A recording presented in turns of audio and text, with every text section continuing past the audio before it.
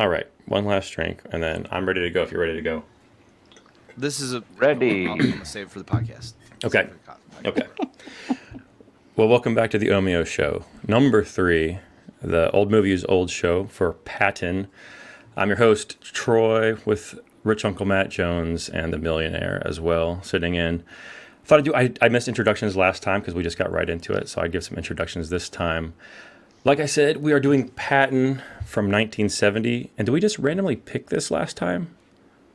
I think we wanted like a palate cleanser. We were trying to Okay. find a genre that was different. We did horror, we did buddy comedy.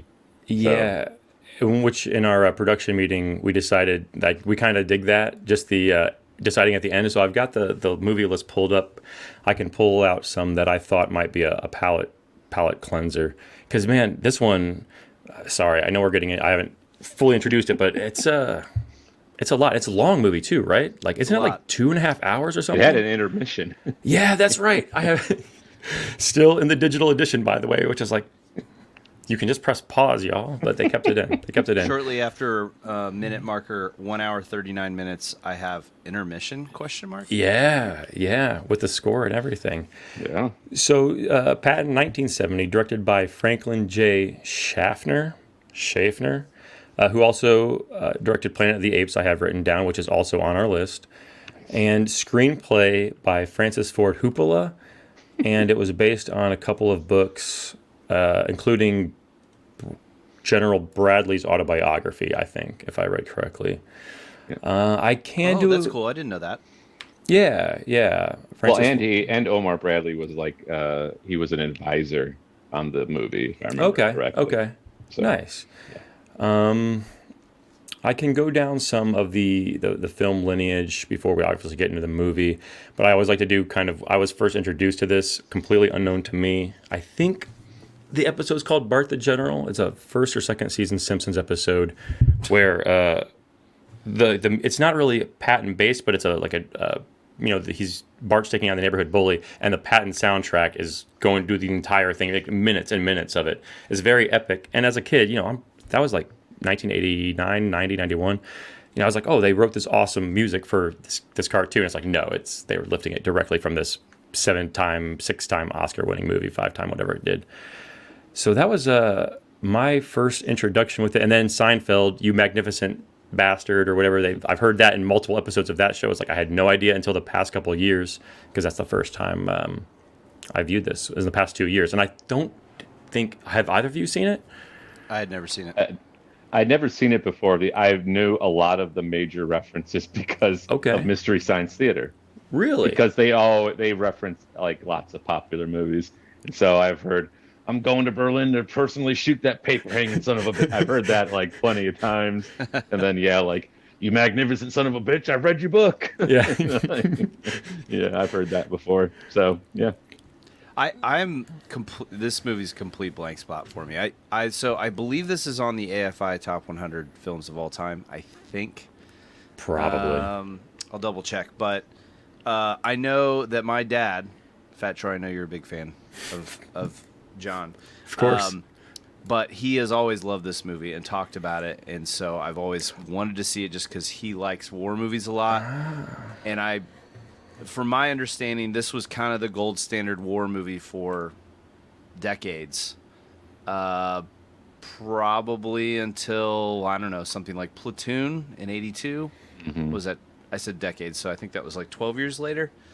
So I don't know the references. I'm not a Simpsons viewer.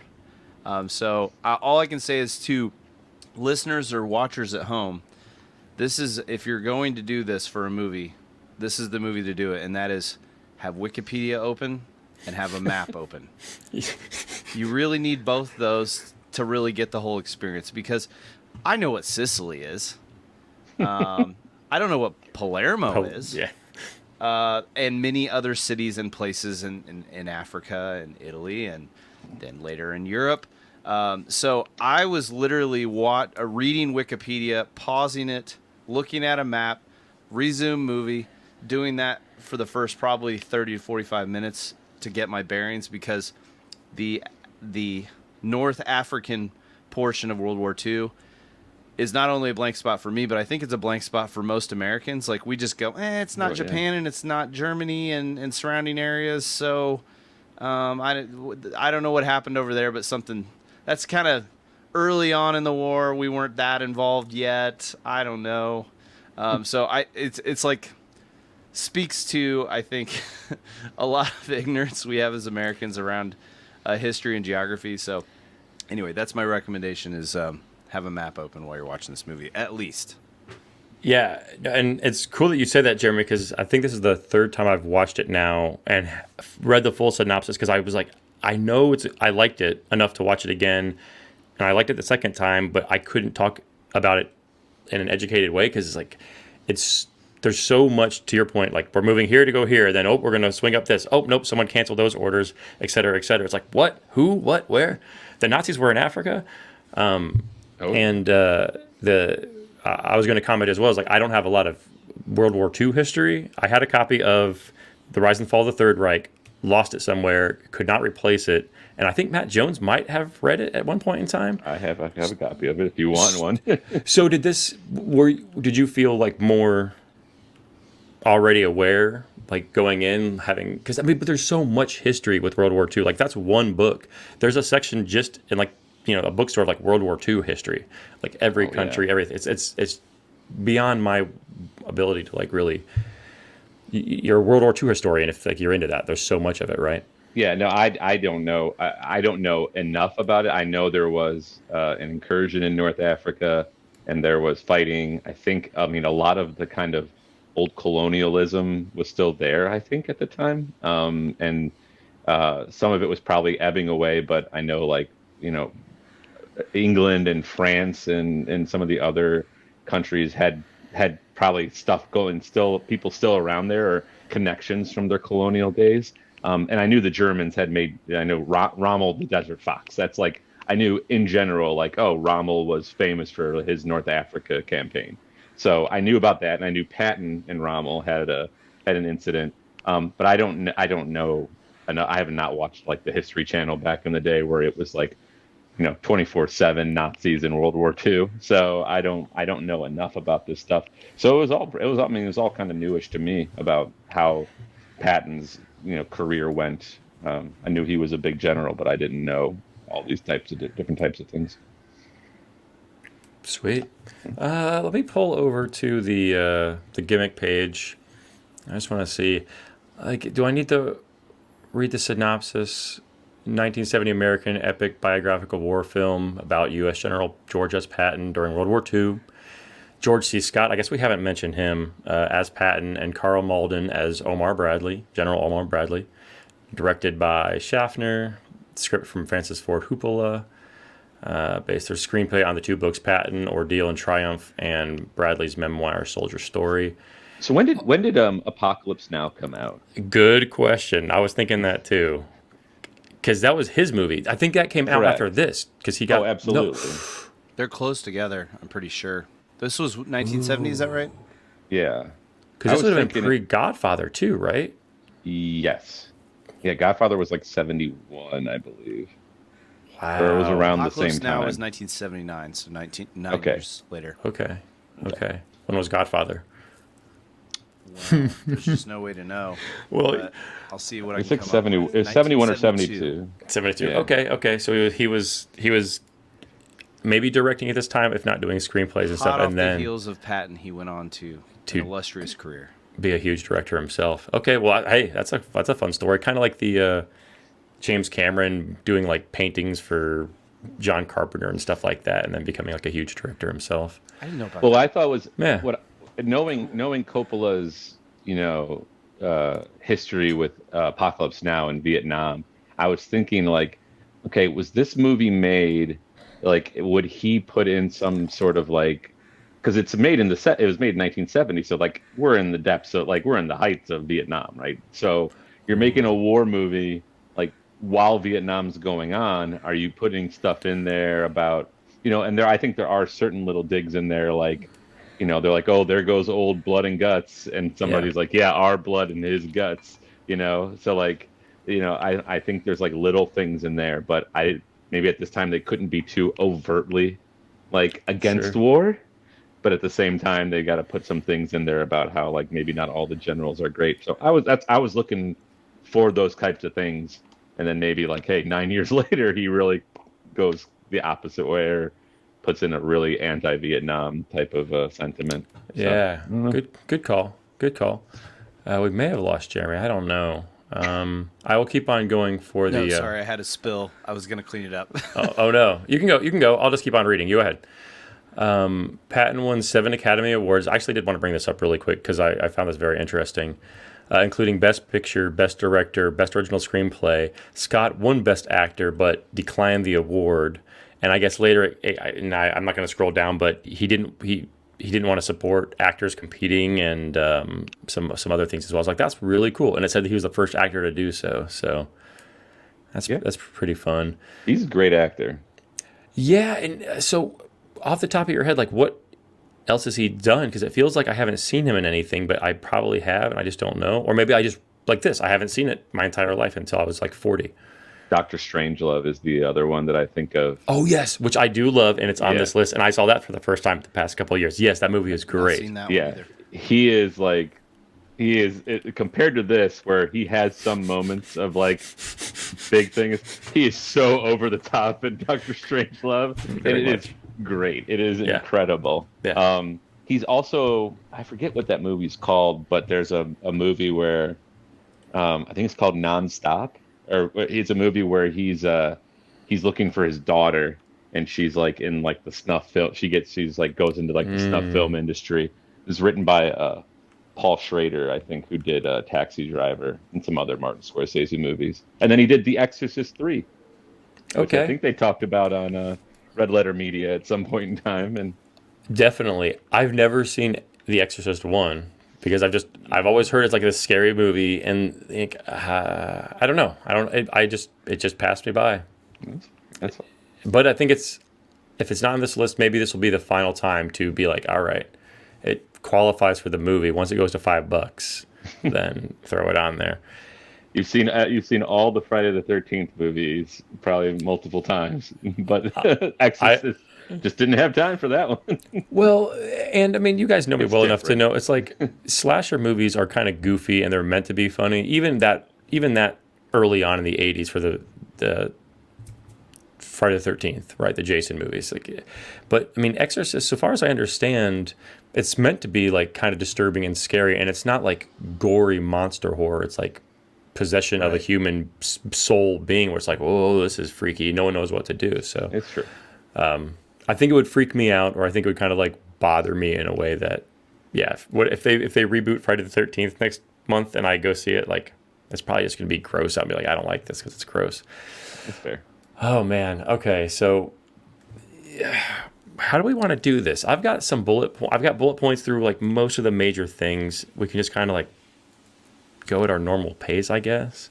This is a tough what do you- one with the length of the movie. Two fun facts I had just real Yeah, please go ahead. This is one of the very few 20th Century Fox films where you don't get the 20th Century Fox Oh, the fanfare. banner thing at the beginning. Yeah. I guess it's, from what I read, it's super rare that they didn't do that, and I'm wondering if that's some sort of reverence to the content and they wanted it. I don't know. The other thing I think, this is more history related. Patton entered combat during the Pancho Villa expedition of 1916. Now, what is that? Why is that important? It is the first United States military action using motor vehicles. Just to put it in perspective, this guy was born, I believe, in 1885. In the movie, they say his great-grandfather was a Civil War hero. Right. So he's of a different era, even for when the time of the movie came, or for when the movie came out. And obviously there's controversial things that we'll get into that he did in the movie. But I just putting that in perspective, that is nuts. Also, one other thing that just a small observation, but film's made in 1970, which is 25 years after approximately the end of World War II. And we are about the same distance from the start of the Afghanistan war in Afghanistan, which I always think that's kind of interesting to put in perspective, the time difference from like when historical movies are made, Sure. release versus when the event occurred. So I just thought that was like kind of a mind blower. Like, whoa, like this is at that time to essentially like 9/11 happening. Yeah, and how different battles are, like not only like how they're fought, of course, between nations, which is like battles, by the way, it's horrific, lives are lost, but just like these huge land movements across like multiple countries and stuff like that. I mean, if I remember, I mean, I know it's before the 9/11 attacks, but like Operation Desert Storm was like a relatively short operation, and whatever. Now I feel horrible as like a United States historian. Like, what was the conflict within like the 2000s post 9/11? That had a name as well, right? But that was like overnight, like Operation Desert Freedom. Yeah, and the same thing. That was like super short. I mean, even though it did not all take place in Afghanistan, I'm not a war expert either, but Yeah, if you Google like when did the war in Afghanistan start and end, it shows like 2002 to like to like last year, which I think it's considered the longest military campaign okay. that the U.S. has been involved in. Sorry, I know that'll take us down a whole rabbit hole, but No. I mean, it just takes me like educating myself, like what I'm speaking to about, like what are these like little blips? Like, well, this wasn't a big deal because it only lasted a couple days or something like that. Versus, well, it's called this and Operation whatever Freedom. It's like, well, that can be a campaign for whatever. I think Desert Storm was maybe like 4 or 5 years, something like that. Is that right? Oh no, Desert Storm was very short. Okay. Okay. There's no way to know. There really isn't. Sorry, just channeling Justin Davis. Yeah. 1991. Oh, 43 days? Really? Yeah, it was incredibly okay. short. Okay, so I knew something was like, we call it a war, but it's like, but just meaning, and we don't. I'm sorry that I got off topic and talking about how bad of a historian I am, but I was thinking the same, not along the same lines necessarily, Jeremy, but almost, where it's like, if they make movies about wars today, it's like small operations that are like covert in this, because there's not these huge year-long sweeping campaigns with tanks and like the bombacity, I think, of it, which I'm sure is foolish to say, because I'm sure there's a horrible like armed conflict still going on, but I don't think that's an ignorant stance at all. I mean, like I look at one thing that I took from this movie also is how prevalent Patton was as a character. I wanted to say caricature, almost both. As a character within American pop culture and even worldwide. Like, there's cartoons and like they don't have that anymore. Like, they're not going to have some general that's in the war of Afghanistan in a political cartoon in in the paper. Higher ranks, yes. Political officials, yes, but less so military. And I wonder if people going into theaters that saw this, a lot of the target audience was people that remembered that stuff and would have been familiar with the war. Yeah. So anyway, the only reason I say that is I don't think you can separate the historical difference, present day. How do I want to say this? I think the audiences of 1970 would have been more in tune with the historical realities of World War II than, say, we should be expected to be, if that makes sense. Absolutely. Well, not only that, it's like, and again, I'm not sure if my thinking is completely clear, but it's also like the last like positive, it's a weird way to put it, but like positively thought of war, at least in like my idea of like, the United States military involvement, and like, again, Cold War and all that kind of stuff. Like, I don't know the super facts of like, were we like rushing in and like, just, attacking folks and like, and helping win it at the end in a victorious way, which is like, I mean, post Vietnam, like, unless you know anybody in our generation that's like really pro military, like none of my friends like talk heroically about like the things that, people did in the wars and stuff like that. But I think this generations in the 70s that would go to see this probably, like lived, people lived through it and saw this, and it's I don't know. I mean, people seemed very like my grandfather. I think so I know he served in World War II and stuff like that. Like, he didn't really speak about it, but I know he was very proud of serving his country. And like when they came and like folded the flag at like his funeral and stuff like that, and had that like like men in the crowd were like crying because that was like the most, thing. Like, so it seemed like it meant a lot more as far as like family roots. And I didn't come from a huge military family, but so yeah, I don't know. I don't know what that all means, but Yeah, that makes sense. war movie, different kind of war movie, I guess. But they could just remake this, right? I guess that's what I'm thinking. Like, they don't have to make things about the war in Afghanistan. They could just remake Patton in 2024. Would anybody be interested? That's the question. I don't know. Yeah, I don't know. I think this would be so. I know we're trying to get into the movie, but Yeah, I'm ready. I pulled up on Box Office Mojo. Okay. The movie cost $12 million. There's no way this could be made for anywhere near that cost. I like multiple times throughout in my notes, I'm just like, I cannot believe the scale of what I'm witnessing. They're using real planes flying over battlefields. Like, there's what was it in Butch Cassidy? There was a scene where we said the thing exploded, and we were concerned for the actors. The train. Like, that's happening all over the place in this. I'm sure people got hurt all over the place. Like, the scale and cost of this is insane, and the fact that they did this for $12 million, and I know adjusted for inflation, it's probably like $70 million or That's more. still low. It's still low. Like, this movie looks and feels very expensive. You can see it. Like, that's something that spoke to me about this, is just from a sheer production value, astounding what they pulled off. And Definitely. I'm sure we'll get to it, but we got to say it at some point. This movie's rated PG. This is not a PG movie whatsoever in modern times. I thought that was hilarious. There's like people with missing limbs. There's gore. There's obviously a lot of language. I don't think I heard any F-bombs, but They took them out. I did read that. Oh, really? Like, the word fornication in the opening speech that we're about to get into in real life was the F-bomb. So Okay. Other couple of things. But yeah, everything was pre Temple of Doom, right? Isn't that what soiled the PG rating for everybody? It was Gremlins and Temple of Doom that were like, all right, maybe we need something a little bit higher than PG. This is getting a little bit. Spielberg. I want to get on. I hope Gremlins goes to $5 soon, because like, I have not seen that movie for probably 25, 30 years, and I remember it used to scare me as a kid. So I'm wondering now. I'm sure it's not scary anymore, but as a kid, I think it's scary. To your point, Matt Jones. Only thing that gave me reoccurring nightmares as a kid was Gremlins. That's right. I remember. Oh yeah, I dreamed episode Gremlins 17. 3. Conversation I'll save for when we watch it. But I actually no, that was on Dream Spoofers, the Spoofers of Dreams.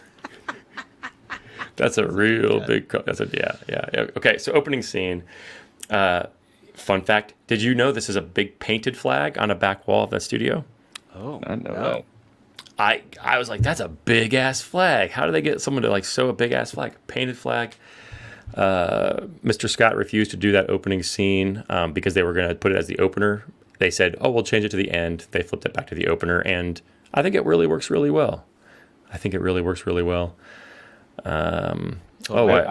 I think I read that speech that he gives is not like the speech like from when he first started, and like it's not like an introduction into his career. Like, it's a speech he would give to like the Third Army later on in battle. Oh. So it was not it's not like chronologically in the right place, but it is a powerful opener. Yeah. So I mean, I can see the actors saying that. I suppose the more I'm reading about actors and like really getting into their characters and what have you, but which works. And I got totally lost, and I was like, "Is this guy in anything else?" Like, yeah, I've seen other of his movies for sure. It's like, yeah, but he plays it so convincingly. I also read real quick just for this opener, because it's really getting into that character voice and stuff. His low growl is totally bogus compared to, I guess, what Patton's real voice was like high pitched to nasally. So. I read that they played this. They played this at, I don't know, some USO event or something. One of those where the troops are somewhere and they play the movie, and the troops didn't realize that it was a movie, and some stood and like, I don't know, saluted or whatever, like they were at attention, like thinking that they were being addressed by a military person. I thought that was funny. So I mean, like, the crux of the whole thing is Americans love to fight. I wrote that down. Yeah. I think it's kind of true, to be honest. I don't know. It's kind of like a scary. It's patriotic, but it's frightening, and it's real, and like it hits on a lot of emotions all at the same time.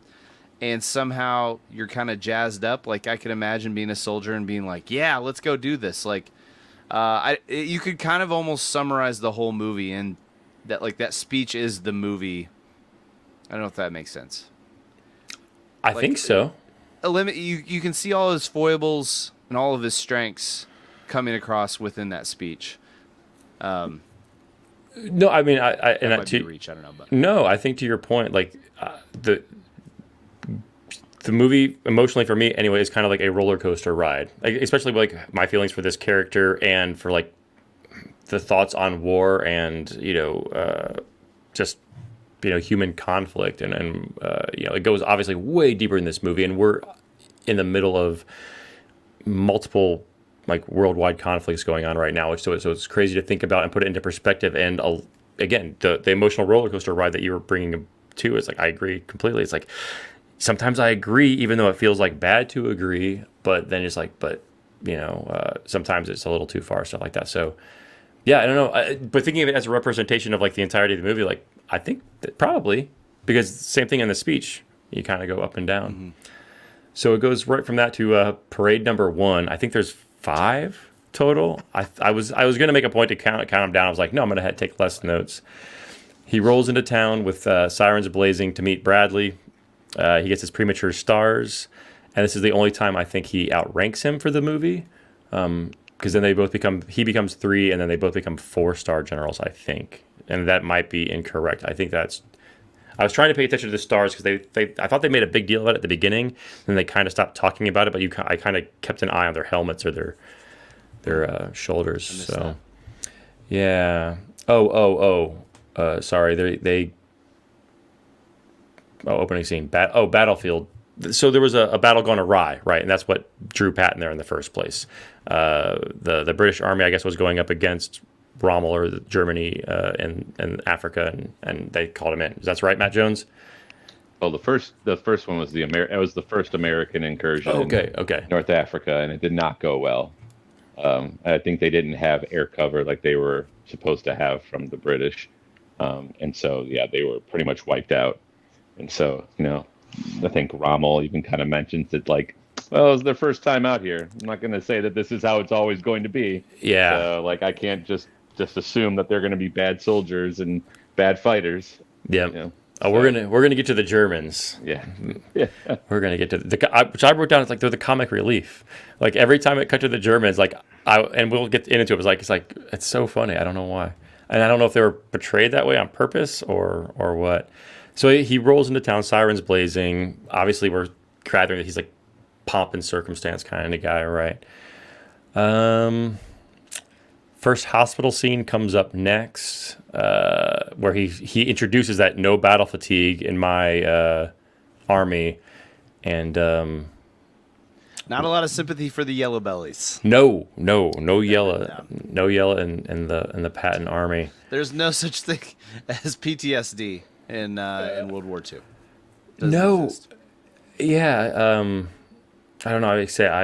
My lack of knowledge of the history of the war and self-injury and all that kind of stuff, not just in this war, but I don't know, it's this is like of the time where there was no such thing as mental health for men. Sure. We're barely getting there in the present year as it stands. But yeah, this is also, we're right on that scene where the doctor is not wearing his helmet, and he says, well, I can't use my stethoscope, and he says, well, you need to cut holes in your helmet so you can wear your stethoscope. That's right. Wear your leggings, all the good stuff. I think this is also, right after that scene, they're driving, and he wants to go up to the battle, and he's like, I know where the battle is, pull over there. It's the first time he's talking about his reincarnation, discussion of the Carthaginians and poetry reading, so he's a deeper person than we might initially believe. And then we meet Rommel for the first time, who's portrayed humble, almost likable compared to the snooty hater German that's with him. Is like, oh, the Americans are so stupid. And this is when Rommel's like, slow down a little. He's like, oh yes, British command and American troops, they're so dumb. And it's like, I don't know, dude, back off. So it's like, all right, so this guy's legit we don't hate Rommel right away, but you would think he'd be the enemy. Like he'd be like, oh, I'm going to crush him. It's like, no, he's very, very portrayed very positive, almost positively, or about as worthy adversary. Yeah, great way to put it. Great way to put it. Here, I want to see if you have this in your notes, Jeremy, and cut in any time. Otherwise, we can just kind of go through these because we've talked a lot about the movie already. As Matt Jones mentioned earlier, they didn't have air cover, which you're like, what did I say? So they're discussing the air cover finally, and what comes in. The airplanes, after he said they had, British air supremacy. Oh, yeah. Did you notice the Batman 89 shot that they took from this scene? No. Yeah. Matt Jones did? Yeah. Yeah. And the Joker. Are you saying Batman 89 takes from this scene? Is that frame what for you're saying? frame? It looks very similar. Yeah. So when is it called the Batawing or Batarang or whatever? Batwing. Batwing, Yeah. thank you. Is coming down, and he's got the big comical gun. Oh my Patton gosh. jumps out the window, and he's like, just come shoot me at my nose right I here. didn't notice that. I mean, you're sorry. spot on. It's like the same thing. And that can't be an accident in 89 Batman, right? No way. No, Wow. not a chance. No Oh, way. mind And I'm blown. sure there's blogs about it everywhere, but I was like dead on. I was like, wait a second. That's good. I mean, it was hilarious. Una minuta beta. Sorry for about dropping my mic. He's so inconvenienced by that attack. Like, he just got here. He's trying to get his troops in order. He fined the guy, what, $8 or something, which is probably like $1,000. I don't know. And then they attack, and he just seems so annoyed. After the second or third pass, he says, that's enough is enough, or something like that. He's like, he's willing to go through 2 shellings, but a third shelling, I'm jumping out Bridge too far. jumping out the window and shooting at you. So Yeah. was that meant to be humorous? I cannot believe for 1 second that was in somebody's book. Like, oh, and then one time Patton jumped out the window and started shooting at the planes. Maybe. I mean, that would actually, now I should have done a lot more research before doing this episode. This might be the one that sinks the podcast. Or you should have done a lot less research. Yeah, to make it even more funny. Like, World War II started about 1965, right? A couple of years before Woodstock, and Woodstock was a celebration of the end of World War II. I don't know if you guys heard that. And that's why it was so, like, free love. And Jimi Hendrix played the national anthem at the end of the war when they got news back from the... Nailed it. Yeah. Nailed it. My goodness. Can we cut to the first battle? Yeah, graveyard scene. He hates the 20th Oh, yeah, I'm sorry, I century. missed that No, you're good. But he says something. I only want to say because he has a line like, "No one's gonna forget our graves or like forget that we died here, like all the other people that have died on this exact battlefield because they're not taking our graves or whatever," which is eerie. Yeah. He not only is he like, he's not just like, oh, I understand kind of the military history of the lands that have been invaded here and all that stuff, but he kind of, I think you brought it up, like in this, not only now, but throughout, he kind of intimates that like his spirit has been in these wars before, like, and it's kind of like he doesn't just stand for, American war. He stands for just basically war in general. Yeah. General the Patton honor is just of war proper incarnate. warfare. Yeah, he's war incarnate. And yeah, I mean, I can understand how, as a warrior, a classic warrior, if he had that spirit, he'd be like, yeah, the 20th century sucks because it's all kind of, disengaged combat, and Patton would he's not using be a tanks. fan of drone bombings. No, he would probably be like, what the hell is going on here? Yeah. And at the end, he wanted his tank one-on-one. Like he's like, I'll do that. Like, it decides the outcome of the war. Like me and my tank and him and his or whatever. So It's funny. It's funny because Patton is like, you hear about the tanks and such, and Rommel was a big tank guy. And he read Rommel's book. That's how he in this battle he's able to kind of outmaneuver him. But most of the tanks that nowadays are called Bradleys. Just so I don't know if you knew if that is something no. you're all I aware knew of. that. The Bradley tanks, the M something Bradleys. So they do name a lot of their tanks after Omar Bradley. Cool. Well, and I do appreciate you bringing up Jeremy earlier. Like, I did not at all think about the actual man's birth date, just like George C. Scott's. And putting that in perspective, he keeps on talking about being an old horse cavalryman. It's like, why does he keep saying that? They're in tanks. He's not been on a horse the entire time. It's like, oh, 18, whatever you said, 80s. I'm like, oh, yeah, no, he's been in wars where he's been on a Galdern horse. And he always carries that little horse whip riding thing, crop. which is hilarious because, like, I didn't notice I that would have either. lost that in 5 minutes if I was in a war. Like, didn't what are you notice that doing with either. that? Is that his fidget spinner? Like the equivalent of a military fidget spinner? I don't know. I thought that Riding was very crop. funny that he just doesn't go anywhere without that thing. That's true. Dude, I never know. Now, I'm not going to rewatch the whole movie. I'm going to do some scrubbing and be like, I'll be a son of a bitch. I just called it a military fidget spinner. I feel like if we had a lot of viewers, that could get some flack. I mean, just conversation. We go back to Berlin really quick, and then we're going for the first battle, Jeremy.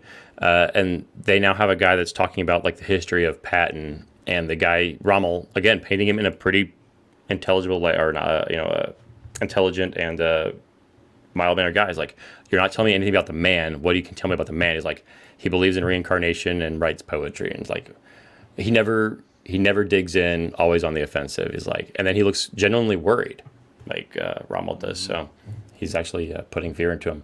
Okay, here you go, Jeremy. All I've got is boom, boom, rat-a-tat, tank, boom, boom, boom, tank, and original Little Smithers dies. Go. Oh no, I mean, this is like where the movie, you're like, okay, this movie's not effing around. A legitimate, fairly large scale battle. I wrote down how badass the camoed tanks hiding just right behind the hill. They have artillery. They have people everywhere. Again, and Troy, this kind of harkens back. This is a deep cut, but my visit to Seattle recently, we talked a bit and had a little bit of a discussion around the validity of playing live versus recording and how a lot of bands aren't, quote unquote, doing it for real. And watching this, I thought about our conversation with that because Troy was right. they had to really do all this. Now, I will give them a lot of props. The sound of the gunfire and booms, it's like,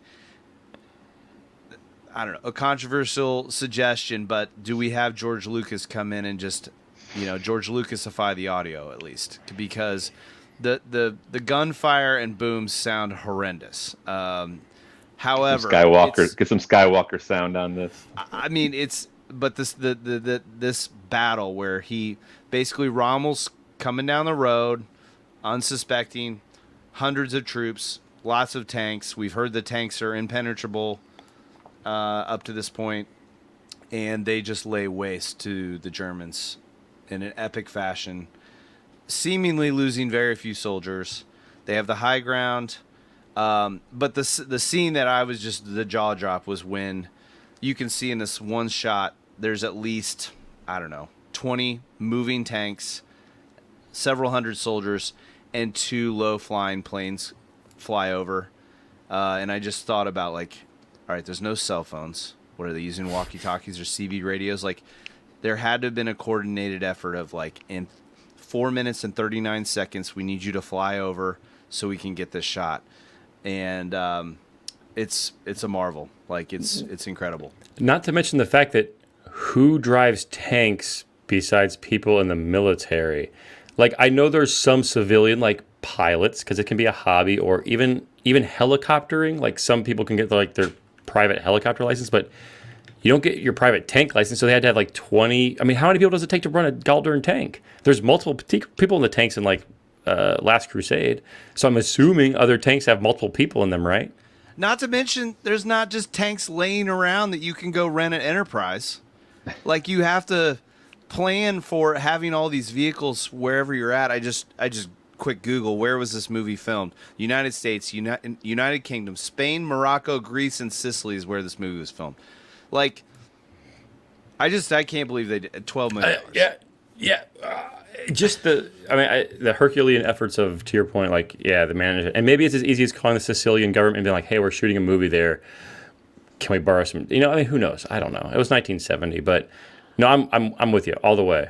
And I mean, like sound design and stuff like that, as far as the sound effects, a lot of it worked, especially with headphones. But it's also shot so slowly and differently. Like I don't think there's a lot of music in all the scene. Like it's like the attack scenes where I'd be Right. curious. And today it'd be like quick cuts and the Rolling Stones playing in the background or something like that. And it's just like, okay.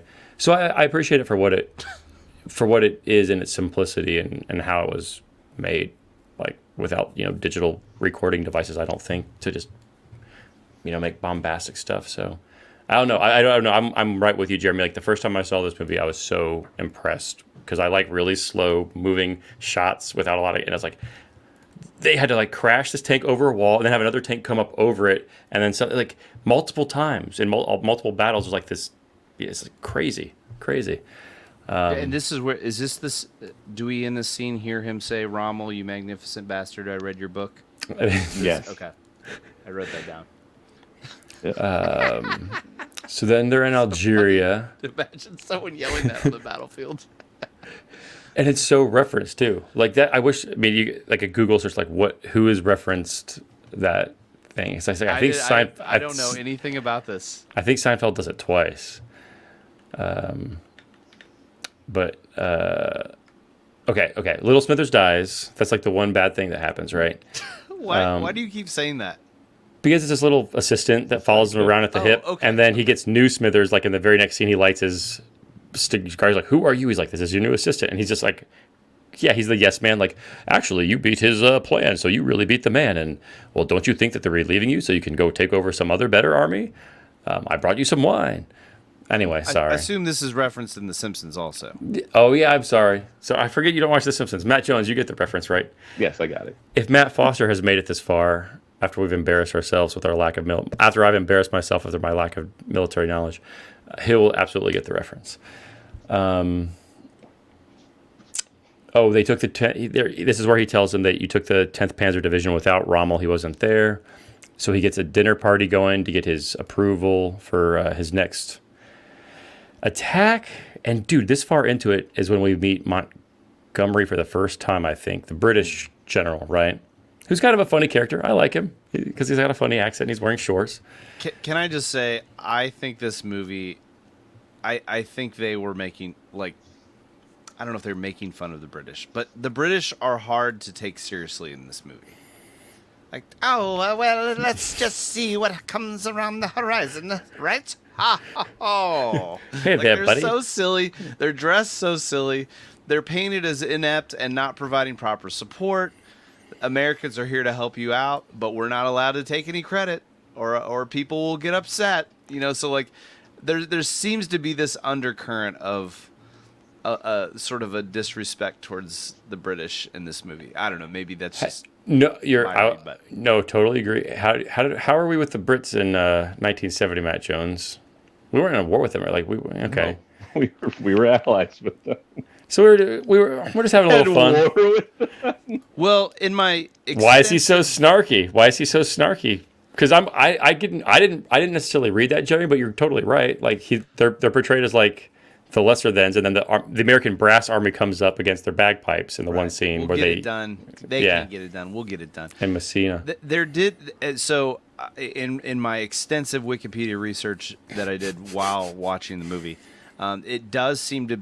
I mean, obviously there was a lot of British colonization in northern Africa prior to this, and my understanding is that Hitler said, "Hey, I lost all my stuff in World War I, so I'm going to go get all that back." And that was a lot of the impetus. But meanwhile, there was also a lot of anti-British sentiment,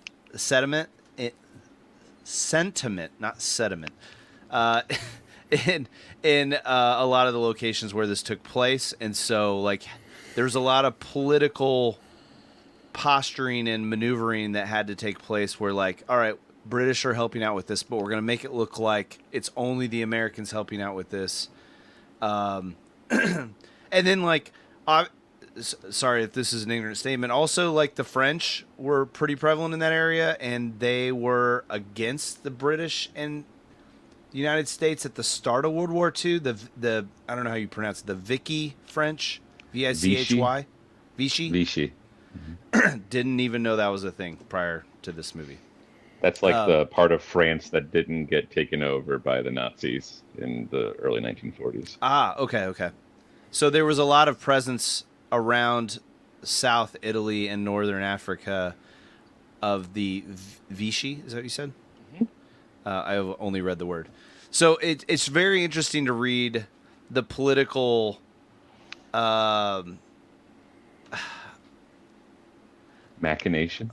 yeah. It like it's not just, I mean, like in any war, that's not just good guys and bad guys, but that seemed to paint a lot of context for a lot of what's going on in like between is it Montgomery and Monty.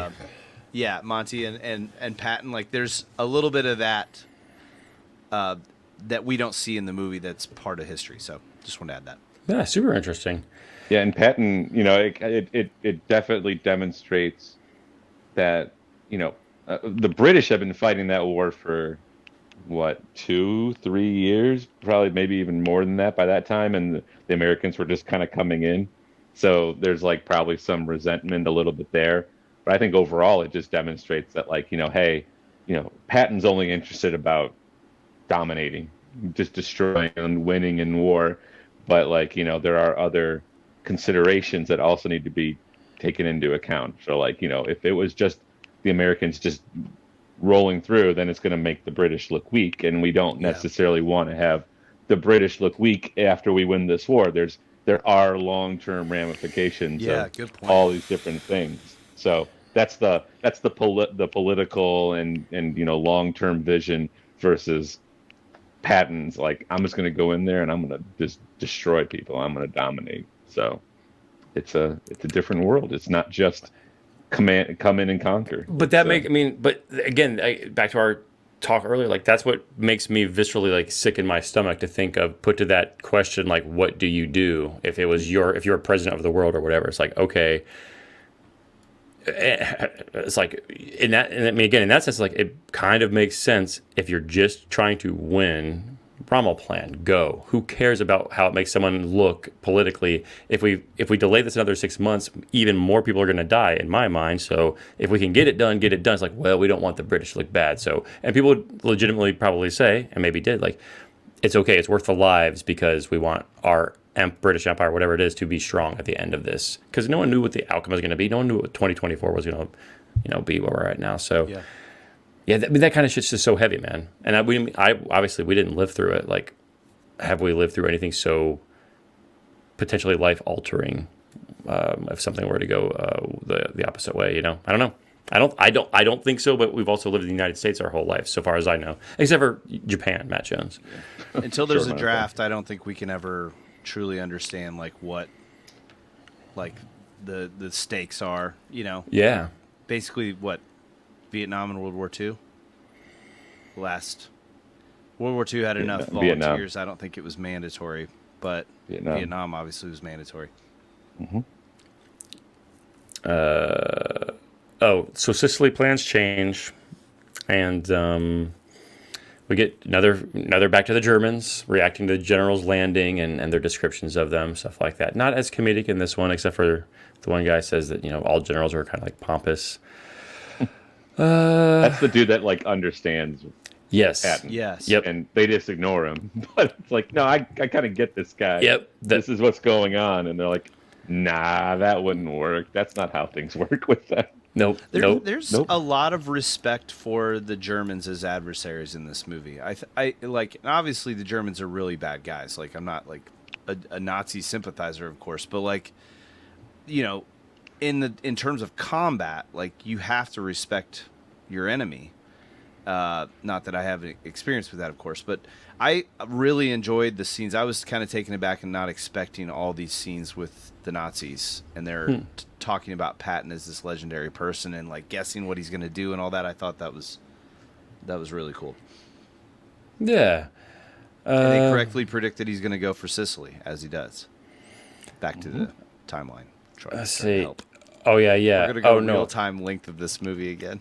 He goes, we're only 50 minutes in, and I don't know, we're pretty going. We're probably My going pretty quick. timestamp says we're at 58 minutes based on what I just said. Okay, that's good. Well, 50 minutes in. Yeah, okay, 3 hours later. So he disobeys orders, puts Bradley at risk. Lots more explosions. Patton takes Palermo. Another parade. That's 2 parades. I have written down parade number 3. Oh, is that 3? What was the second one? I don't know. Son of a gun. Maybe it doesn't matter. Okay, just 2 or 3. 2 or 3. Go ahead. Can I just call out real quick? Like, Yeah. if you look at a map of where Palermo is, the goal is to get to, was it Messina? Eventually, yes. Yeah. Right. If you look at a map of where Palermo is, it is nowhere even remotely on the way. No, it's like it's the like opposite doing that direction. It's like driving to Ohio to get to Illinois. Yeah. So again, just for listeners at home, look at a map while you're watching this movie. You can understand why the higher ups would have discouraged Patton from taking that route. Well, if I remember correctly, It was his original plan that they his- canceled. he really wanted to land and go straight up. Yep. And just go straight at it. And they said, no, you can't do that. You got to provide support. And then because of the different roads that were taken, people like, I got to take this road. And so he's like, well, I guess I don't have anywhere else to go. So I'm going to shoot up to Chicago so I can go attack Detroit because, I feel like I'm thinking about Indianapolis. Like, I'm going to go to Chicago to go to Detroit because I can take I-90 straight across, or 94. I can take 94 straight across while you all have to, take I-69 and there's like construction and such. So I'm going to beat you there because I'm going to take 65 to 94. That's how we're going to do this. And so that was like, he didn't directly disobey orders, but he was like, well, my orders are no longer valid because until he gets a message that says, do not go any further than this. He says, yeah. oh, actually, that was garbled, and take a couple days to do it. And then they just go straight down to Palermo. Well, but no, you were enough. totally right, It's the Matt Jones. equivalent sorry, I didn't see the email. Yeah. Cell reception's going out. Sorry. Don't get me started about this. I didn't see the email business. We all know how to check our email in 2024. It's true. But no, his original plan was to do that, and then they said, yeah, no, so he had to go around. But yeah, pretty clever. But I think everyone gets to Messina. He goes crossing the river. There's more scenes about. Have we gotten to the? Was it? There's just so much that kind of happens. No, not yet. That's coming. Okay. That's coming. I can't speak French. La dos, toujours la dos. Oh, yes, somewhere in there. I don't know. When I was googling what that meant, there appeared to be lots of discussion around. Is it Frederick the Great? Maybe I don't. Oh, because he said who. Remember what so and so said. This is when they're asking. This is hour 1 minute 16. Mm-hmm. They're asking him to delay or postpone the attack on Messina, and he says no. And back to the very beginning of the movie, we do not dig our heels in, we push. During that conversation, he quotes, is it Frederick the Great? I don't know. Maybe it doesn't matter. Doesn't matter. It translated audacity, more audacity, even more audacity. And I thought that was like a pretty badass quote. Like, I don't care. We push. Yeah. Audacity having a little different meaning than like how we use it, but probably can deconstruct that. But Dude, totally accurate. Also, and that's to your point, Jeremy. That's the guy, when he crosses this river, like, that's the guy he was trying to push to go. Like, you got to go do this kind of stuff. He's like, give me one more day of rest. He's like, no, go, or I'll relieve you of your command. And then he crosses first, and, like, you kind of start, I have written down, I kind of start like Patton again. He has the Vince McMahon, and maybe he got the Mr. McMahon character of the nothing, I wouldn't ask you to do anything I wouldn't do if I had the time or if it was my duty to do it. let's go. So it's like, okay, I kind of dig it. And then donkey murder, which kind of looked real. Like, I don't know if they 21 minutes. Yeah, I don't know if they killed those donkeys live or something like that, but it definitely looked like they were throwing dead donkeys over a bridge somewhere. Wasn't there an earlier moment in the movie where they shot a vulture? And I'm pretty sure they shot that vulture. Yeah, very, very early on. I was yes. like, ooh, I don't know how you faked that in 1970. It was already dead. That's what they'd say. Like, no, we didn't kill it. It was there. It was dead. It's fine. Here's your hospital slapping scene. Calls him Yella. Yeah, the slapping. And then we get a parade. I have it written down as the fourth, but it might be the third of Monty getting into Messina. And this is where Patton has showed up first to kind of show him up. I thought you were going to slap me, so I saved extra close. Also kind of fun. Add a little, somewhere next to the StreamYard duck, a little parade counter. Parade, yeah. Parade at least 3, if not 4. But this is where he. I'm sorry. I was written down something that has nothing to do with it. He gets reprimanded by Ike to give an apology speech, right, to the soldier that he slapped. And I think, the list that he says now that I went and watched it is the soldier, all the doctors and nurses, every battalion, staff by staff, and he just calls everybody and does it all at once and dismissed and walks away. Pretty famous speech, I think, too, probably in the movie. I thought the whole lead up to that was really important for the progression of the movie as well. Of he wants to beat Monty to Messina. He does beat Monty to Messina. He has all these conquests along the way, taking down Palermo, or it was Palermo, right? Mm-hmm. Yeah. And it's all for nothing because he slapped a guy.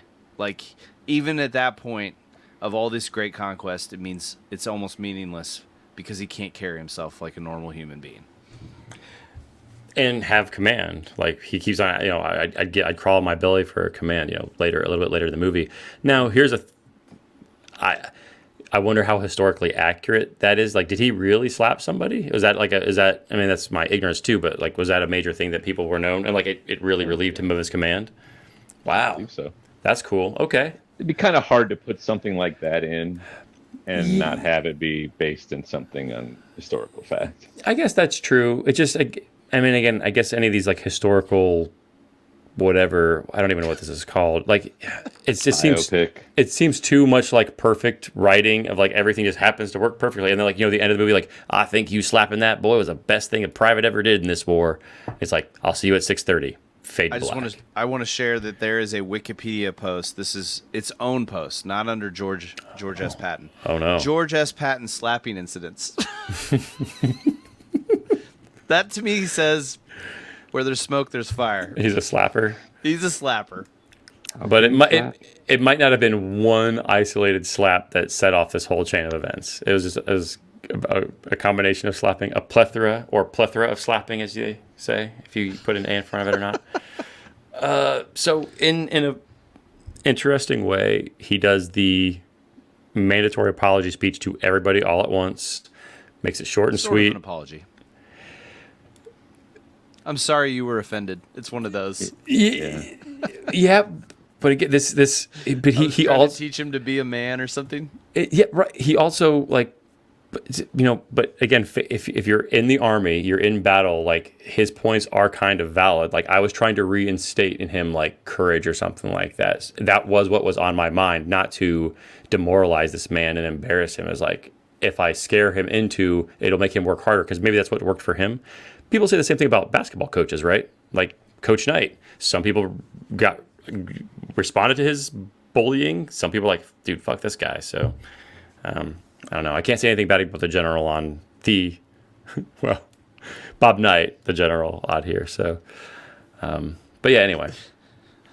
I do like the way it's described. It was I'm sorry you were offended speech. I'm sorry. I didn't like that. Sorry. Patton was a big believer in reincarnation. from what I read. And you see him, he's talking about, the battles of the Greeks and Athens and all this stuff. It's one of my takeaways. Yeah. But is it possible that Bob Knight was Patton reincarnated? I'm just saying. Have you ever seen him in the same room? Well, no. He's the general. Just saying. I got to give you that joke, A little Jeremy. convenient. Very funny to me. So then he's relieved of command. Bradley gets the American high command, and we go to intermission, which I wrote down. It's still in the digital copy. I don't know how you guys watched it, but there was still like the 2-minute intermission. Mm-hmm. Okay. You should edit in an intermission into the middle of the review. That'd be funny. When I get that supercomputer, when I get that supercomputer, I got 2 tracks to work with, and we use both of them to their fullest. Putting a middle edit would potentially make it blow up. I'd be afraid. I'd be afraid of it. Listeners at home, imagine Something goes out of edit. I wonder if I could put just big text letters right now across. Oh wait, my camera's here. Big text letters here that just say intermission. While we're doing this conversation about the intermission, Yes. that I promise you I can do. Actually, I wonder. I might be able to put just a big black bar over us with the words intermission while we're talking about the intermission. As you I like should. it. Okay, good. And you Okay. could play the what is it? What's the Wii? Is it Wii or DS? The Oh, God, no. Ooh. Just saying, that'd be cool. It has nothing to do with anything. It's not a video game podcast. Nope. The only thing we're not monetized anyway. It's like it would demonetize us, but You can't take away our money if we're not making it, bitch. I was complimented on our numbers, and I was like, "Yep, 2 subscribers more than we should have. All 2 of them, me and Jeremy probably. I'm one of them. Yeah, all 3 hosts are the only subscribers. We should be very proud. Very proud. I'm proud. Like I said did earlier, not only are we doing it, it's making me watch movies. I get to hang out with you guys, and Matt Foster watches or listens. So until this episode, but anyway, We're doing this for you, Champagne James. yeah. Yeah. Okay, we're back from the intermission, and they're in France. It seems to be right. He's doing his French speech. He's been relieved of his command. He's hanging out, waiting for orders. We cut back to German comic relief. I have written down. I can't remember what they're exactly saying at that point in time, but I'm sure it's something snarky. Patton is going to go to London to be a decoy next. And this is my favorite part of the movie because this is when we meet the nasty-faced son of a bitch, Willie the Conqueror. Right. His little, what kind of dog is it? Does anybody know? I know you guys are dog guys. Ooh, it's Spuds McKenzie. Yes. Yeah. Yes. It's some sort of bulldog, I think. Spuds. What kind of dog is Spuds McKenzie? What kind of dog is French bulldog? Says it's a fictional character. I don't know if I believe that. What Bull breed? Terrier. Bull Bull Terrier. Terrier. Okay. He retired in 1989. Oh well, that's good. Probably still just living it up in Permanently. Beverly Hills. If you just Google Spuds McKenzie, there's hilarious pictures abound. I was not expecting that to come up tonight. Oh my God! Permanently retired. All right. So Pretty is good. this Pretty where good. Patton he's in? Well, I don't want to jump ahead. He gives the No, you're speech in good. front of the ladies, or Yep. am I early? No, you are, and I think he doesn't mention the Russians or something like that, so it gets him heat with the Russians. But that's not a major plot point, really. I mean, it gets him fired from positions and stuff, and then the Russian dance at the end, of course. But like he's already not taking a command right now. He's hanging out, waiting for orders. But the whole point is, I think I'm early. Never mind. Oh, okay. That we're gonna go send him over here to Malta, thinking that there's gonna be a siege, and then the Germans will be thrown off. And even the Germans say, I can't believe he would do something. They would put him on something so small. I think it's something they said something along those lines. Am I early? I don't know, man. I don't know.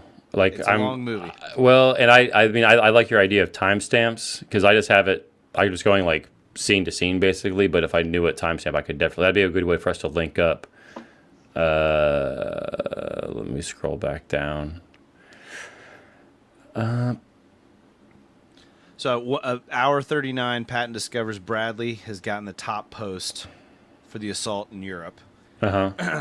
After, sadly, his little friend in the hotel room's like, well, it's probably going to be you. That's why they took you off. That's all before the intermission, though, right?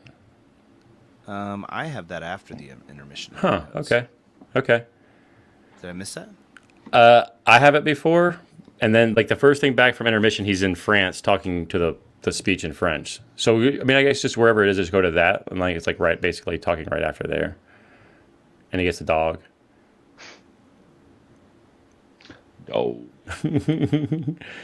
I think the big fail on my part is I have zero notes about the dog, and so I have no point of reference for when the dog comes in France, when he's hanging out waiting for orders, it's after he's been relieved of command. So you're right there. We're right. I mean, I think we're right in the same spot. Yep. And then he goes to London. Yeah, to be a decoy. To be a decoy. And he gets the dog in London. Yeah. Is this? So do you guys remember the room with the mirrors? Yes. That's in London. That's in London. Okay. And they go in there and he says, "Who picked out this flop house or whatever?" Correct. But I thought it was very. I mean, it's a little on the nose, but like, he gets the dressing down from. His bro, Bradley. He gets the dressing down from Bradley. Basically, it says for the first time, Bradley. I think this is the first time in the movie where Bradley's like full on honest. Hey, you're sabotaging yourself, essentially. And you see him reflecting on his feedback that he's gotten from his friend. Very apropos that he's in a room full of mirrors. That can't be an accident. We haven't talked about it a lot, but I really like Patton and Bradley's relationship throughout the movie because he doesn't seem to respect a lot of people, but he clearly respects Bradley. And just throughout, like, the kind of push and pull and the fact that Bradley outranks him for the majority of the movie ultimately, but I really like that. Yeah, and he almost, and to Matt Jones' point earlier, he's like he pretty much follows all of his orders. Like he didn't necessarily, to your point, he went where he wasn't necessarily supposed to go. He threw away that message, but like other than that, when he's pushed, he says like I was raised to like say yes sir or whatever, and I'll do the best that I can. So like, and I think too. So like, I think he does that. Even like, and when he now outranks him and he asks him to get back to the fight, to do a certain mission or take control of an army. Yeah, he's like, I don't have a problem being your subordinate. You know, that won't be different since you were underneath me in the academy, etc. So I guess he knows how to say yes sir or whatever. So no, I'm with it. Hour 1 hour 55 minutes. Patton now in trouble for saying Anglo-Americans will rule the world. That's the speech. The London speech. Trouble with the Russians. Yep. So, yeah, disses Russians, hates the Russians, doesn't like the sons of bitches. Entire world's at war. I'm left out of it. God will not permit this to happen. And then the next scene, we see him on an airplane to go meet. Where I guess France, back to France to do a sweep, which is another montage coming in for the south of France sweep to the sign saying, how do you say that? Is that river? The Seine. Yep. Thank you. More war stuff. Supply cut off, and this is where Bradley admits to not picking George for the position. He would have not picked him, and I think Ike was the one that picked him for that role. They come across the out of gas tank fight. Oof. He admits to God help me, I love it. Talking about war. Someone else said earlier, you know, he's that's his thing. You know, some people, God help him, he loves it. That's what he's put on earth to do. Great moment in that scene. because it's a callback. I think at least the whole point of that scene is to call back to the slapping of the soldier. He he listens to this guy who's been through this grueling night of combat. It appears that they've lost virtually everybody, and he gives him a kiss on the forehead. Right. And I feel like that's like a moment of growth. Like, this guy's been through some stuff, and maybe he's not weak. Maybe he's been through some stuff. Like, I thought that was probably one of my favorite moments of the movie. Very quiet moment for all the bombacity of everything else. So he's resupplied. They just kind of do a cut with a newsreel, I think. Resupplied and driving into Gemini. He's got his Bane winter coat on. He's giving his offensive prediction. Attack the Germans. Yeah, he's planning his troops, and then going to Berlin to shoot that paper hanging son of a bitch. Exactly. Jones, you do the best Bane of anyone I know. I don't. It's not even that good. Can you do it like every episode? I'll try to find a way to squeeze it in every episode. Well, not if they wear Bane coats, you can do the Bane voice. Yes. When we do Schindler's List eventually, I'm very curious how you'll bring it in, but I look forward to it. The list is live. That's how. They're on the march. He has the chaplain or whomever write him a prayer for weather, which is kind of funny. Yeah. Then I like the chaplain saying, I go to church a lot, and so it's like, yeah, so you want me to help pray to God so that you can go and kill a bunch of people? It's like, oh, yeah, that's what I want. Well, not only that, he's like, I've got it good with the Lord. I assure you, if you write me a prayer, he'll listen. Yeah. And actually, the prayer that he does is, I'm like, that's a pretty good prayer. Yeah. And it works. Yeah. So they got the final fight. We get to the Russian bastard dance, which is a really fun little scene where he's just stone-faced the whole time. Oh, so like, hey, they don't show anything about this, but I did want to bring it around, circle around. You notice how you don't see Rommel at all, like after the North Africa thing, like he goes away, right? Rommel was in theory, I think I read about it, that he was part of the assassination attempt on Hitler, the planned assassination attempt. Like, yeah, he was part of the planning on that, and then it failed, and so they eventually gave him the option of like, well, we can kill you, and we can take away all your, we can bring shame upon your family, or you can commit suicide, and then we'll just bury you with honors or whatever. And he committed suicide. Wow. So I think he took a cyanide pill or something like that. But oof. So that's one of the reasons why I think a lot of history, when you talk about history, looking back on stuff, I mean, you don't hear great things. Nobody portrays Himmler as a great person, but Rommel, I think probably gets a little bit more of a favorable view because of his involvement there, which I didn't really know much about until I was reading up on Wikipedia on Rommel because That's of interesting. this movie. Wow. Yeah, they do mention that the assassination just very briefly in this, towards this, maybe in this area, and they show the Germans, or burning all the papers. Right. Real quick, that's after that final battle. I just want to call out, there was a really good scene where he gives a pep talk, you could say, and it's cold and they have nothing, and they're like, yeah, we can't, there's more snow coming, and he says, we attack all night, let no man come back alive if we aren't victorious. And then he has a little side chat with, I can't remember who, one of the people, and they says, sometimes they can't tell if you're acting. Oh, and sure. He says, it doesn't matter if they can, it only matters if I can tell. And I thought that was a really cool interaction, because clearly that means Patton sometimes is giving performative speeches, but he has to believe what he's saying.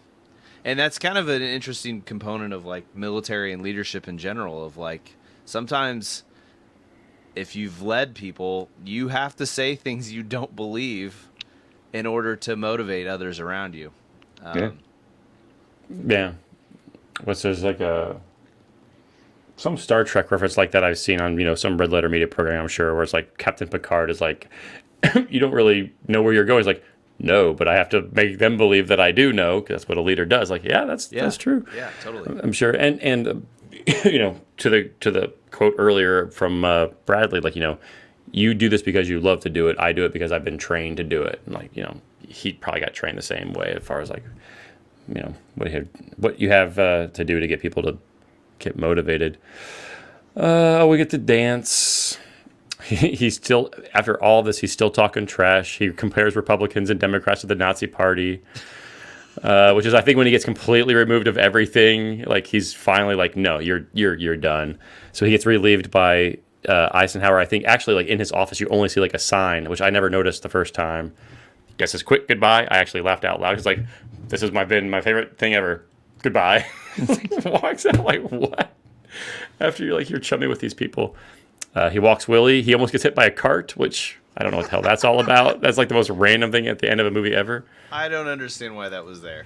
Well, he dies in an auto accident. In real life? In real life. He gets killed in an auto accident. So I don't know if that's kind of like talking up, and he's like, that'd be a crazy way for me to die. Get killed, but killed by a cart. And then you're probably right. He's coming right. Like I think it's like a day before he comes back from his orders. He gets into an auto accident and ends up dying over in Europe. So, yeah. Well, that probably has something to do with it. I don't know. Absolutely. Well, I mean, I wish I was. This is like the first time I have not watched with like some of the trivia stuff, and that's wonderful trivia. Yeah. Like that fact. Same thing with the Rommel stuff. Like.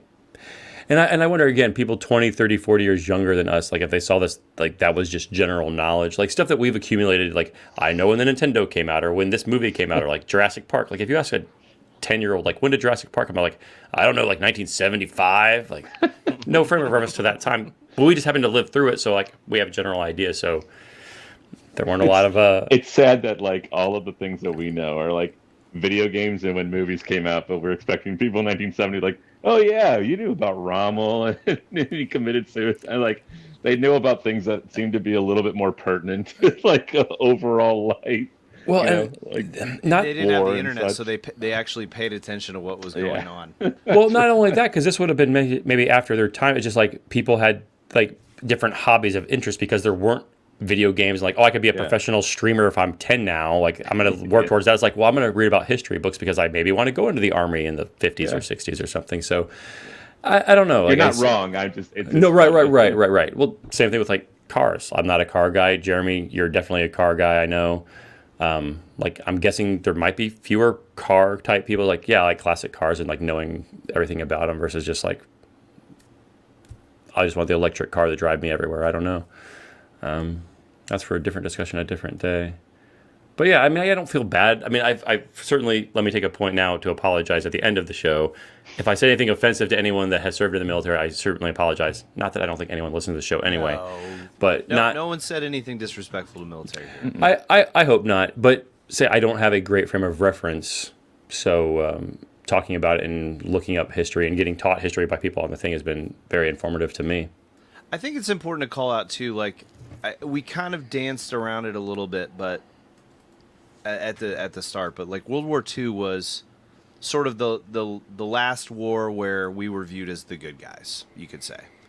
A lot of other things we've been involved in where we were like gray guys. We're not good guys or bad guys. Some maybe we were bad guys, but like regardless, my personal stance has always been, it doesn't really matter what the policy or politics of the time. Like, I will always respect soldiers' sacrifices in serving our country because they're not the ones who make the decisions of what we go do or don't do.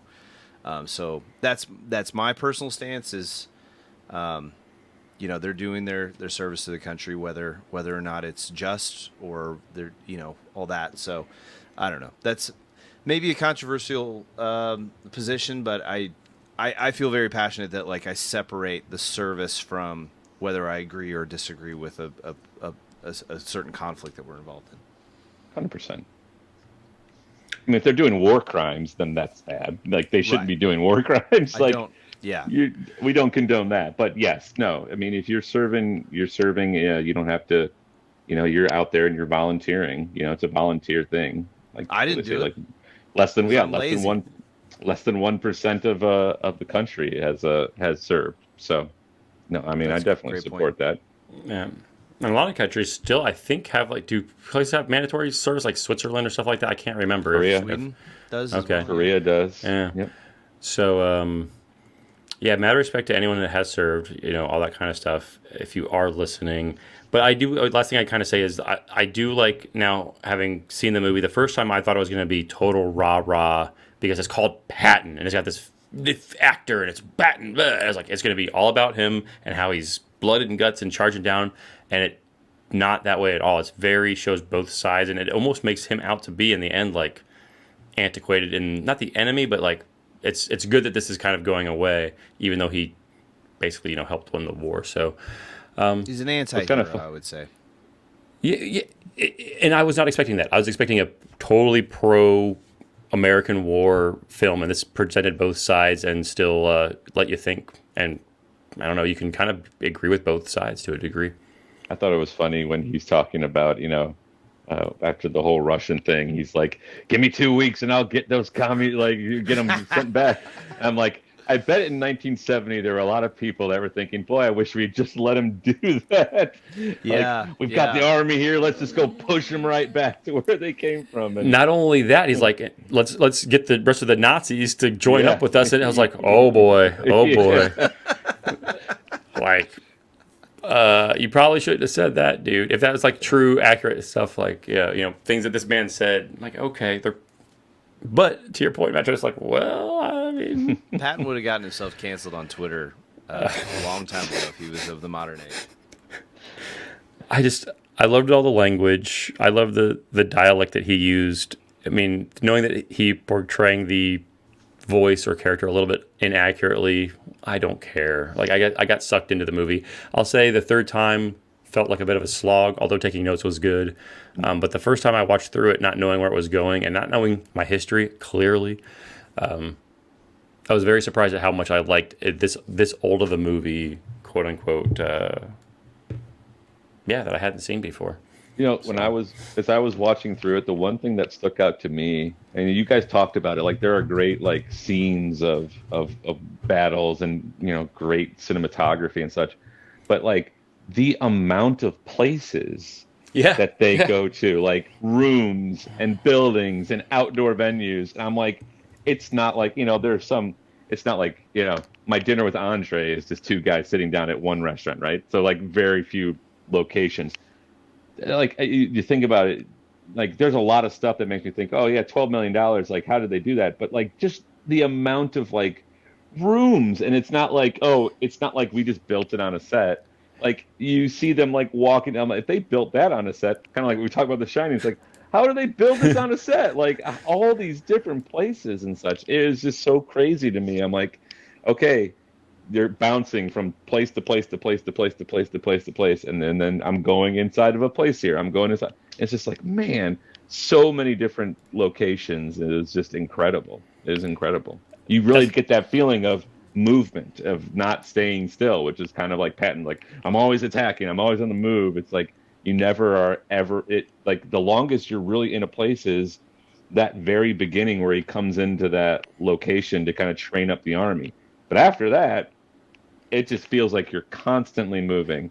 And then you're going back to the Germans in their little underground bunker somewhere. But everything else is just movement. It's really cool. I kind of like that. And if you're not paying attention, and like Jeremy said, having a map out, like they do tell you, but it can be in like two little blurbs of dialogue that someone says, like, and if you miss it, you're like, well, they're just going on a march again, they're going on another parade. Like, where are they in the world? What are they doing? So yeah, I think that's super great advice, Jeremy. And I think they even tried in the movie. They have maps all the time, and like, we're going here to here, and then you might come through here, and it's like, but where is that on the I had the thought while watching it. I'm like, okay, there's a big map on the wall. Like, I think about things like this.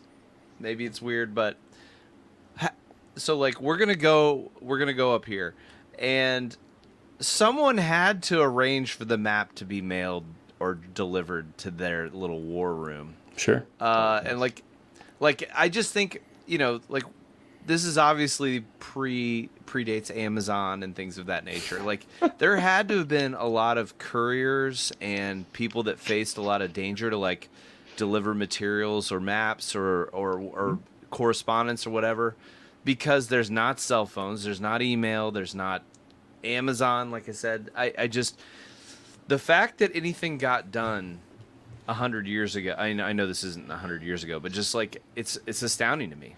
I mean, we're 80. so reliant on technology now Almost. that, like, I can't even imagine a world how anything got done before it.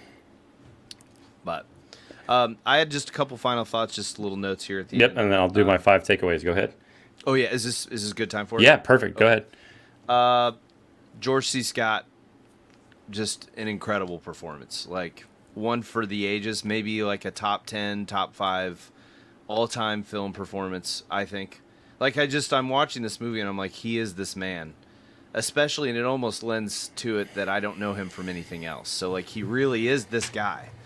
So that, it's an amazing performance, and there's nuance and flaws and foibles, like I said earlier, and there's strength, and there's kind of the whole gamut of a human in the role, which is really cool.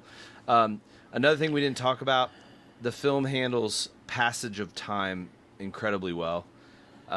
This obviously takes place over multiple years. I never felt like, why are they here? Or like, oh, we're just suddenly here now with no explanation. Like, that takes a lot of care in not only the way the movie's directed, but also the way it's written. And I thought that was done really well, especially given that we joked about having to have a map and all that stuff while you're watching it. I already talked about it. I can't believe the spectacle of the movie. I was not expecting anything of this. I thought it was going to be a lot of people talking in rooms. I was not anticipating a lot of actual combat. And then the last thing is just the relationship between Bradley and Patton is one of respect. At times they're different ranks. But I wrote, it's a great friendship and a great example of a peer promoting ahead but still maintaining respect. Because I've lived that in my life, where I have somebody who's my peer or even below me, and then later they're above me. And that's sometimes a hard pill to swallow. And in the military, I'm sure it's even more difficult because of how highly he thought of himself. I mean, Patton. And so I really like their kind of ping pong back and forth. And ultimately, later in the movie, Bradley's like saying you need to get your shit together, and talking to him from a position of authority. So that's my final thoughts. Yeah, I'm curious to read his book. Like, I don't know. Like, it's obviously screenplay. It's got to be a movie. It's got to flow along. It's like to think, what he really had to say and stuff like that. So I'd be curious. Okay, Fat Troy's 5 takeaways. We've already said it a million times. Scenery, locations, and sets are pretty fantastic because it is globe-trotting.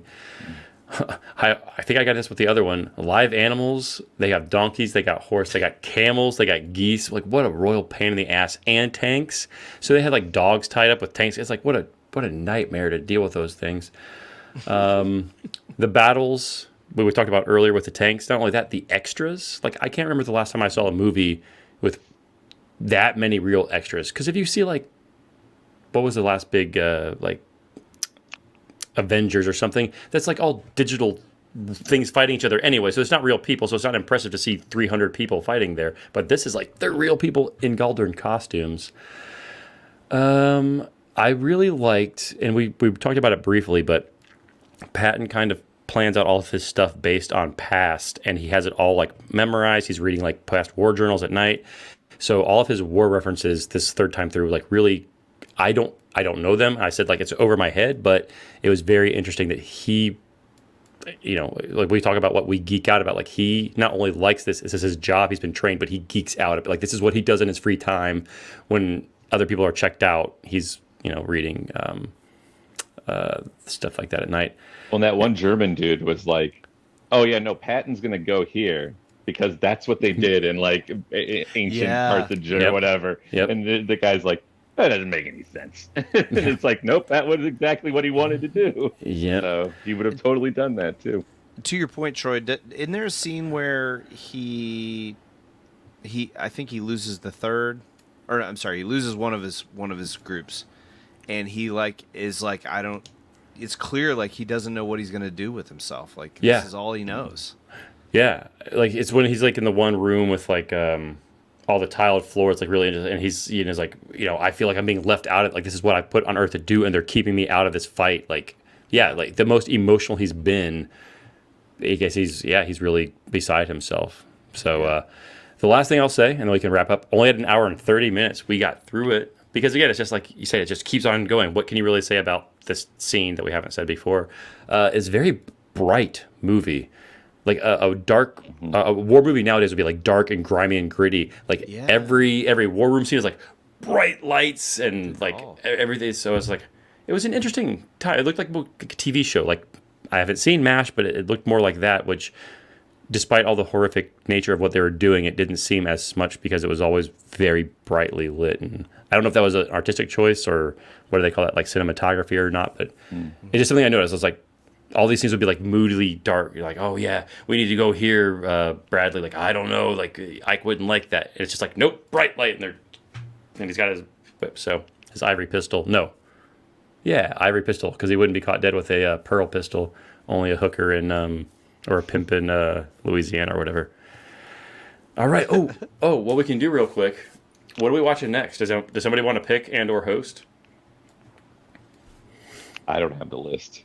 I'm just all right. I was trying to find the list yesterday and I couldn't find it. I know you shared it with me. Yeah, that's okay. It's a Google something. Troy, while you're pulling it up, give me. Yeah, go ahead. Oh, I was just gonna say, Rumja, did you have any final thoughts? Yeah, I'm sorry. I was just thinking of the. I mean, I really like this movie. We finally got a movie that I can like say, "Yep, I liked it." Yeah, no negative things ever. No, I really liked it. But like kind of the one takeaway I was thinking of is when we think about like, I think I brought it up how they were disgruntled with him early on, like the way that things change, like that early on scene where they're like, yeah, it's all blood in his guts, versus like that 2-day march that they do with like very little food and such. And he was like, I'm so damn proud of these men. And then he goes down and actually like walks with them as they're going through it and get into it. It's like, okay, yeah, you could see the evolution of him and his relationship with the soldiers and such. So I was really we didn't bring that scene up at all, and I really like that scene. Yeah. So it kind of does give him like his arc. Mm-hmm. Yeah. Yep. Despite him still hating the Russians at the end, and I mean, he's still got his problems, but there is definitely a change in his relationship with his soldiers too. So okay, no, I dig it. I want you to translate it just like I said. Oh yeah, to the Russian. I was like, I don't going on right now? This is the opposite of what I would do if I were in that situation. All right, sorry, Troy. No, are we thinking? Do you want something more lighthearted? Do we want like a comedy? You had mentioned Tora, and I feel like that is probably not the route to go. Oh no, I was gonna buy that as a okay. Throw it on the list. No, I was thinking more like just on the first page. Did you mention Brazil's Too Heavy? I've got Bull Durham, baseball. Have you seen Bull Durham? Never seen that one. Wonderful movie. Go ahead. I'd be down with that. Actually, Bull Durham would be a nice light palate cleanser. I was. It's got what's his name in it? Kevin Costner. Psycho? I have Psycho. That might be one, but we did kind of just come from horror, so. Let's see. I'm just trying to think. Yeah, I'm looking a little lighter. Let's see if we can get some lighter. Dracula Dead and Loving. Oh, that's not till 2025. Sorry. I love how you have the future here when it's eligible. Oh, I can't wait to watch Dracula Dead and Loving it. I think that's like anything like The Apartment or Some Like It Hot or. No, you've mentioned the first one. I've got it, but it's not. It's $15. So okay. No. The Apartment's so good.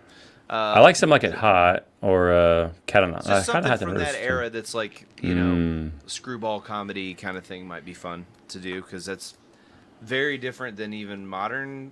I don't know that type of comedy is very different than modern comedies are now. Groundhog Day. Is that eligible? Yeah, 1993. Feels awfully new.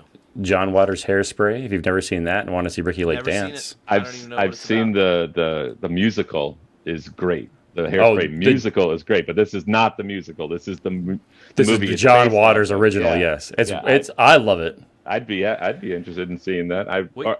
I've never seen Bull Durham, so like that would be. Probably Okay. my. What year are each of those movies? Bull Durham and Hairspray is 88. Bull Durham is 88.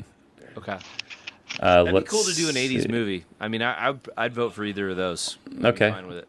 I'm still going down. Bull Durham is a sports movie, right? It's baseball with Kevin Costner and Susan Sarandon and Tim Robbins. Tim Robbins. That's right. Kevin Costner in a sports movie. I saw it for the first time this year, and I don't like Kevin Costner that much, and I love this movie. But I love baseball. It's great. It ain't gonna make you feel bad. It's a feel real good at the end type of movie. Is it a good like? We can have a dialogue on it. Again, Ooh. past experience. Remember that time when he hit the home run? That was awesome. Yeah, that was awesome.